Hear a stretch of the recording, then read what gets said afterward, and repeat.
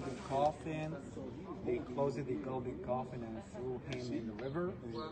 So his wife Isis, the faithful wife, got a very big job. Tried to find the golden coffin in the river. She didn't find it. She found it in a place named we call Lebanon, so east of the Mediterranean.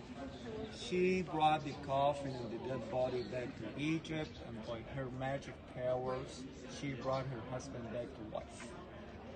And she hid him in the papyrus marshes of the delta to be away from Set again. Set, the bad god of Egypt, started to be the king of Egypt right now.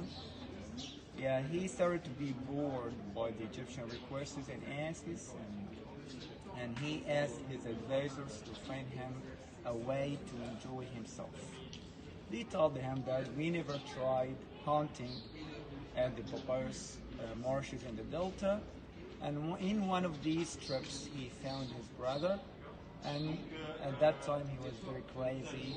He chopped his brother into 14 pieces, and some other stories 16 pieces, and scattered them far and wide in Egypt to make it not easy for ISIS to collect them again. But 14 or 15 pieces, if there are 16 on the ground, number 16, his penis in the river, and ISIS managed to collect all of the pieces on the ground but his penis, because the penis was eaten by the catfish. So it was not allowed for priests to eat catfish. Oh, right. So ISIS managed to make a penis of mud to her husband, and again she brought him back to life, and they made love, and God Horus was born. So she was worried about the body of Osiris, and to deceive the god Set, she made artificial body, an artificial tomb here at the temple of Philae, and was one of the most important and big oaths of ancient Egypt to swear with, to raise your arm and say, by him who sleeps at Philae. That's why the island became very holy and sacred for the Egyptians. Unfortunately, we have nothing now from the time of the pharaohs.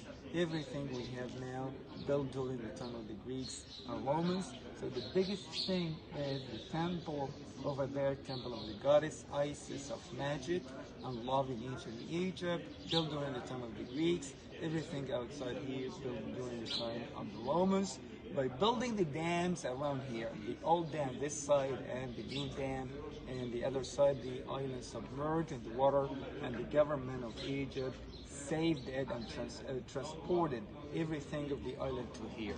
So everything we see now in this island was cut into 40,000 pieces. 40,000. 40,000 pieces. You can see the cuts here, and piece by piece to this island, which is not Philae. Philae is lost under the water now. Over there somewhere. But the island now bears the name of Philae because everything belongs to Philae. 40,000 pieces from 1972 to 1982, and was the last temple of very big operation to rescue the temples behind the dam. About 22 temples saved from the water. Philae temple was last one. First one of them, the great temple of Abu Simbel. So you can see the mud here, the black color on the wall. This from the mud when the island was sunk in the water for about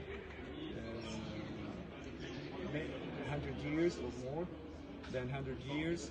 But before transporting everything to here, the old island of Philae was inhabited by the Christians. So during the time of the Christianity, the early Christianity of Egypt, the island was converted into 3 churches.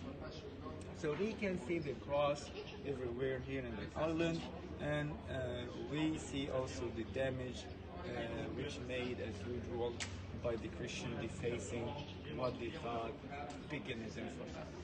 Let's go ahead.